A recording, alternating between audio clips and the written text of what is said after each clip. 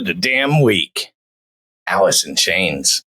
Grunge, metal, heart, and the sound of the beautiful decay.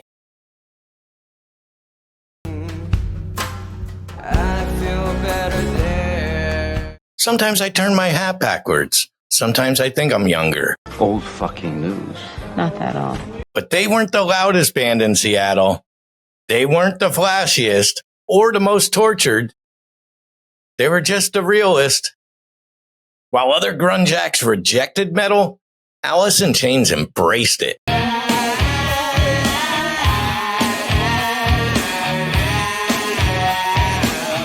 Then drowned it in heroin harmonies with heartbreak. They didn't whine, they warned. This is Band of the Damn Week, and today we're descending into the slow, gorgeous collapse that was Alice in Chains.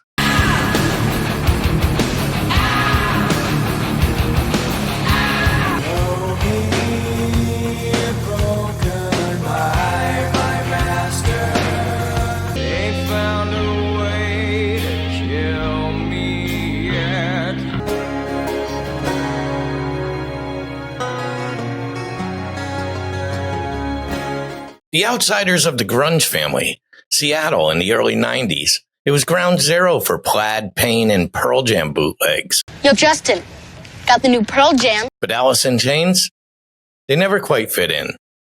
They were too riff-heavy for grunge, too emotional for metal, and too honest for the mainstream. We're not a grunge band. Formed in 87, first as a glam band, believe it or not. Been drinking too much to the time will get to me.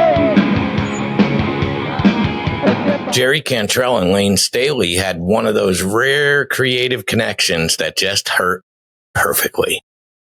Layne's voice, like he'd swallowed every bad decision and was still choking on it.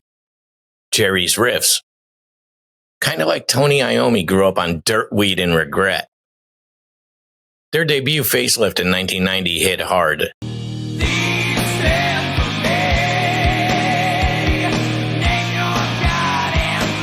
Especially Man in the Box, which broke them wide open on MTV.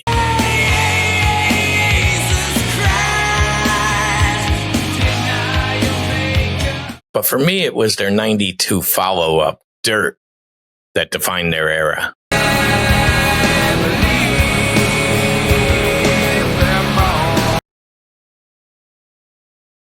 This was a masterpiece written in blood. So let's talk about it. Because this wasn't just an album. It was, to me, it felt like a suicide note written in harmonies.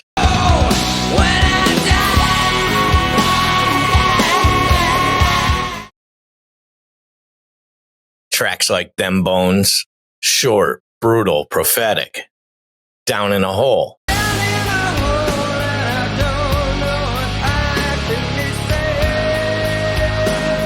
The kind of song that makes grown men cry in parking lots. Grown men soiling themselves. Rooster. Wait, Rooster? And they come to snuff the rooster. This was Cantrell's tribute to his Vietnam vet father, and it's packed with emotional landmines. I remember writing that song. I was staying over at Chris Cornell's house. They had a little guest room at their place out in West Seattle. I remember I stayed up all night, may even have taken acid or whatever that night. It was 1992 and Alice in Chains were slowly gaining traction outside of their native Seattle.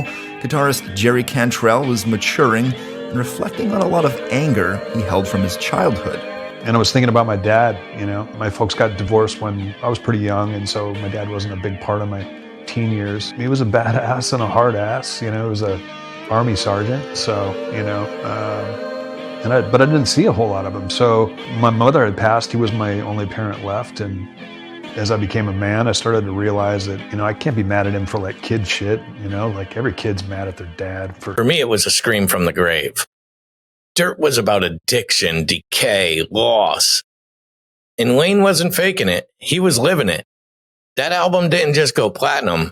It bled into people's lives. This is Layne from Alice in Chains, and I get to be the program director tonight. So stick around and watch it, or don't. If you don't, you're a shitbag. So keep watching, all right?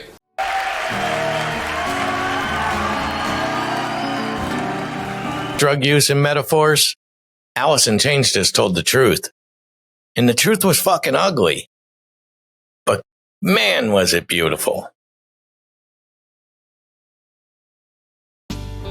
You're self-chosen. Then there's the Unplugged, Unfiltered, and Unforgotten in '96 when they performed on MTV Unplugged. Well, we've been waiting a long time to play this show, and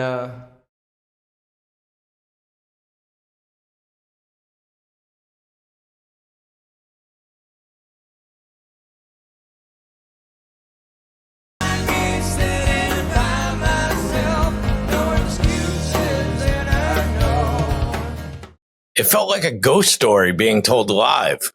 Layne, gaunt, quiet, barely moved. But when the fucker sang, every word was devastating. Every harmony with Jerry felt like a funeral hymn. The performance of Nutshell, it's been watched millions of times, maybe billions, still gives chills, still saves lives. They didn't need distortion that night. The pain carried all of the weight.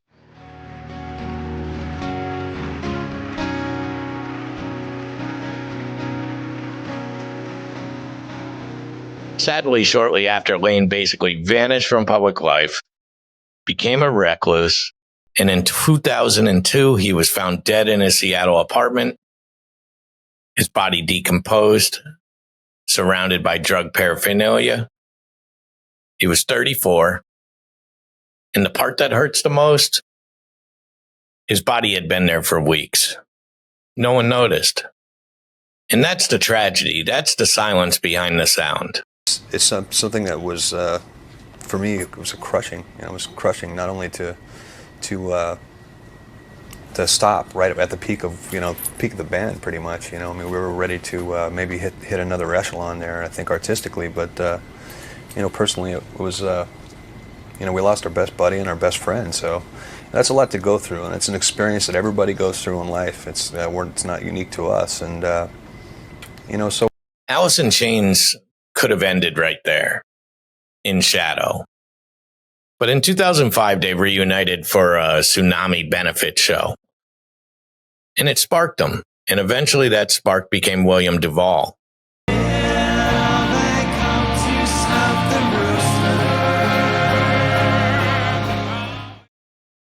A new voice.